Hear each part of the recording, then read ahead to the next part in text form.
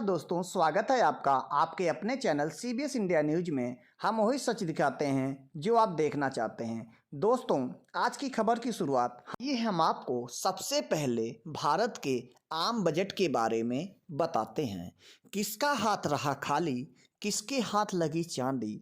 भारत सरकार के बजट के बड़े 10 ऐलान, आइए देखते हैं इसे पॉइंट में। भारत सरकार के आम बजट में 75 वर्ष से अधिक के करदाताओं को बड़ी राहत दी गई है। 75 वर्ष के अधिक उम्र के जो करदाता हैं यानी वरिष्ठ नागरिक जो हैं, उन्हें भारत के आम बजट में बड़ी राहत दी गई है। वित्त मंत्री निर्मला सीतारमण ने अपने बजट भाषण में ये घोषणा की है।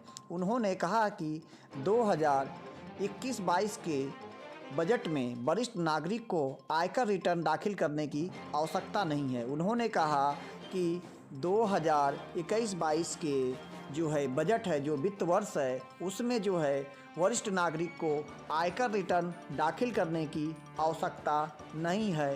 केवल ब्याज और पेंशन आय वालों को जो है ये सुविधा दी गई है। केवल ब्याज और पेंशन आय वालों को ये सुविधा दी गई है। जो दूसरी घोषणा भारत सरकार के आम बजट में की गई है, उसमें भारत में डिजिटल भुगतान को बढ़ावा देने के लिए सोमवार को 1500 करोड़ रुपए की योजना का प्रस्ताव रखा गया है।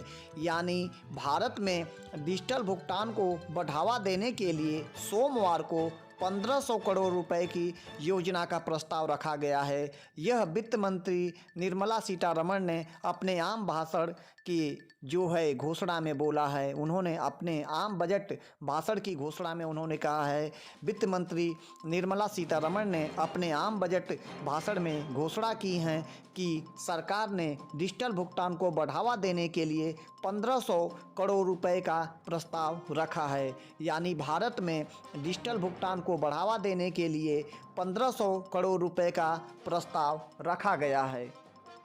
तीसरी जो भारत सरकार का घोषणा है, उसमें जो है भारत सरकार की आम बजट में सोना चांदी सस्ता होगा लेकिन मोबाइल फ़ोन होंगे महंगे।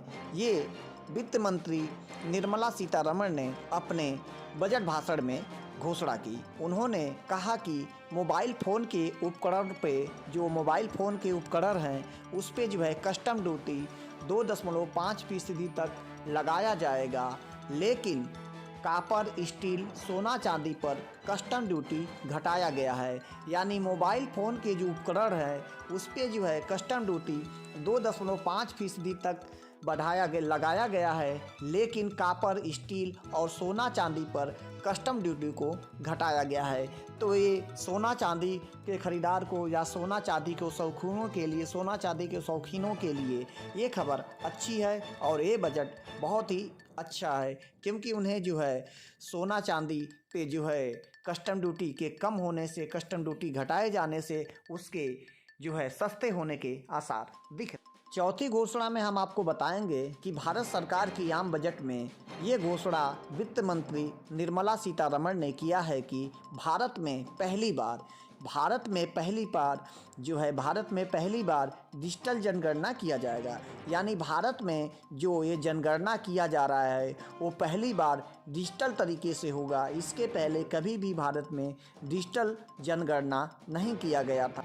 हम आपको पांचवी घोषणा बताते हैं। भारत सरकार के आम बजट में वित्त मंत्री निर्मला सीतारमण ने ये घोषणा की है कि पेट्रोल पे 2 रुपया 50 पैसा और डीजल पे 4 रुपया कृषि सेस लगाए जाने का ऐलान उन्होंने किया है। यानी पेट्रोल पे 2 रुपया 50 पैसा और डीजल पे 4 रुपया कृषि सेस लगाने का ऐलान जो है वित्त मंत्री सीतारमण ने की है। यानी हमारे जो वित्त मंत्री हैं निर्मला सीतारमण जी, उन्होंने इस बजट में घोषणा किया है कि 2 रुपया 50 पैसा पेट्रोल पे और 4 रुपया जो है डीजल पे कृषि सेस लगाए जाएंगे, लेकिन कहा जा रहा है कि इसका असर जो है उपभोक्ताओं को नहीं पड़ेगा। इसमें एक बड़ी बात सामने आ रही है।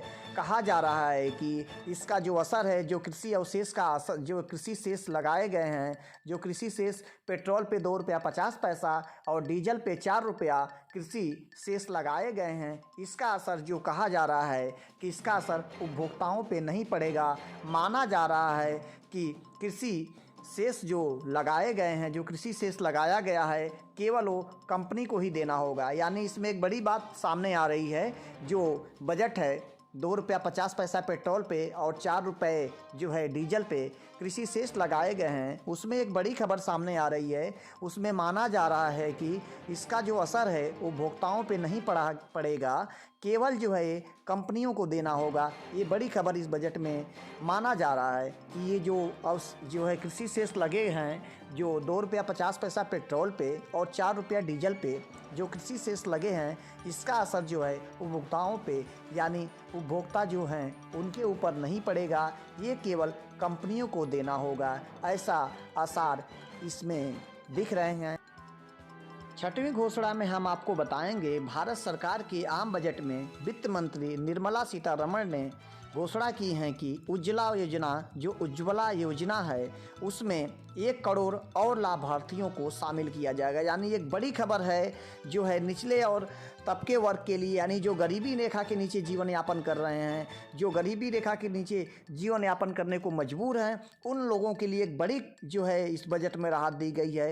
एक बहुत बड़ी राहत जो है इस बजट में उन्हें दी गई है। इसमें जो राहत मिली है वो 1 करोड़ लोगों को जो है 1 करोड़ लोगों को उज्ज्वला योजना के तहत लाभार्थियों में शामिल हो जाएंगे। यानी वो 1 करोड़ लोगों को उज्ज्वला जो योजना है उसमें शामिल किया जाएगा। ये एक बड़ी खबर है जो है इस बजट में। ये जो है गरीब और निचले वर्ग के लोगों के लिए बहुत बड़ी राहत है। ये उज्ज्वला योजना में 1 करोड़ लाभार्थियों को और शामिल किया जाएगा। ये सरकार के जो बजट है उसमें ये बहुत बड़ी राहत निचले और कमज़ोर वर्ग के लोगों को दिया गया है। यानी ये जो राहत दी गई है वो गरीबों के लिए बहुत बड़ी राहत है। 7वीं घोषणा में हम आपको बताएंगे कि भारत सरकार के आम बजट में वित्त मंत्री निर्मला सीतारमण ने जो घोषणा किया है वो कोविड-19 वैक्सीन के लिए 35,000 करोड़ रुपए की बजट का प्रस्ताव किया है। यानी 35,000 करोड़ रुपए जो है कोविड-19 वैक्सीन के लिए प्रस्ताव किया गया है। यानी कोविड-19 की वैक्सीन के लिए 35,000 करोड़ रुपए का बजट दिया गया है। अभी भारत में कोविड-19 वैक्सीन के 2 टीके उपलब्ध हैं, लेकिन जल्द ही 2 टीके और इस अभियान में शामिल किए जाएंगे। जल्द ही कोविड-19 वैक्सीन के 2 टीके इस अभियान में जल्द ही शामिल किए जाएंगे। 8वीं घोषणा हम आपको बताने जा रहे हैं। 8वीं घोषणा में भारत सरकार की आम बजट में वित्त मंत्री निर्मला सीतारमण ने जो घोषणा की हैं वो 2,000 करोड़ से अधिक के निवेश से 7 परियोजनाओं को चलाई जाएगी। यानी 2,000 करोड़ रुपए के अधिक निवेश से 7 परियोजनाएं चलाई जाएंगी। इसमें जो है पीपी मोड के जरिए परियोजनाओं को प्रस्ताव किया गया है। यानी ये जो है PPP मोड से जो है 7 परियोजनाओं का प्रस्ताव किया गया है। ये पहला कागज रहित जो है बजट है। ये जो बजट है वो आम बजट, जो पहला आम बजट है वो पहला कागज रहित बजट है। इसके पहले जो है जो भी बजट पेश किए जाते थे वो कागज़ों से किए जाते थे, मगर ये जो है पहला कागज रहित बजट पेश किया गया है। 9वीं घोषणा हम आपको बताने जा रहे हैं। भारत सरकार के आम बजट में वित्त मंत्री निर्मला सीतारमण ने बीमा में FDI को 49% से बढ़ाकर 74% करने का प्रस्ताव की घोषणा किया है।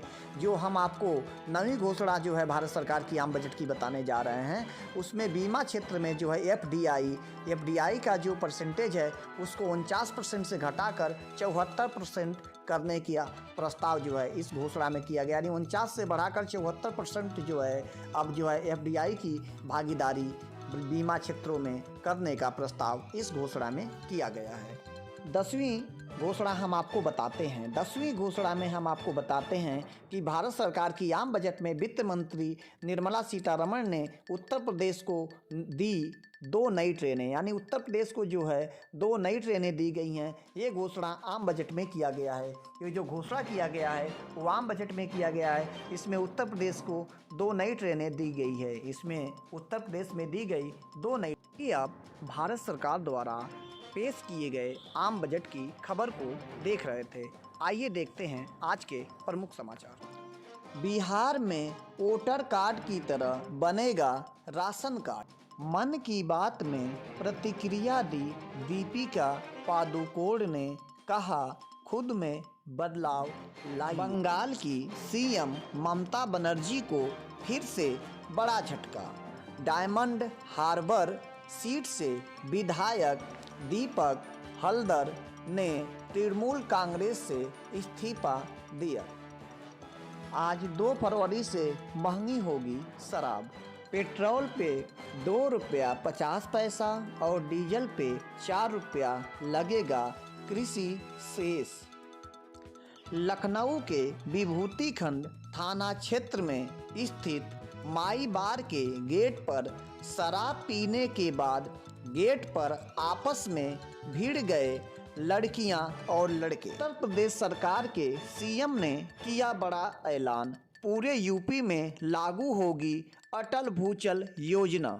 बंगाल की सीएम ममता बनर्जी ने आम बजट को देखकर कहा, राष्ट्रवाद पर भाषण देने वाले बेच रहे हैं देश। लोक भवन के सामने एक युवक ने आत्मदाह की कोशिश की।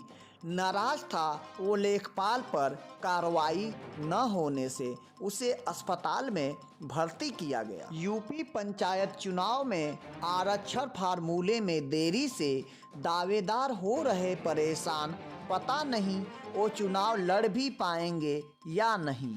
उत्तर प्रदेश में रेल बजट में यूपी को मिली 2 नई ट्रेन। हटेगी 20 वर्ष की पुरानी गाड़ियां, आएगी 15 दिनों में 50,000 नई नौकरियां, बोले गडकरी। 82,000 रुपये किलो बिकने वाली सब्जी की खेती बिहार में हो रही है।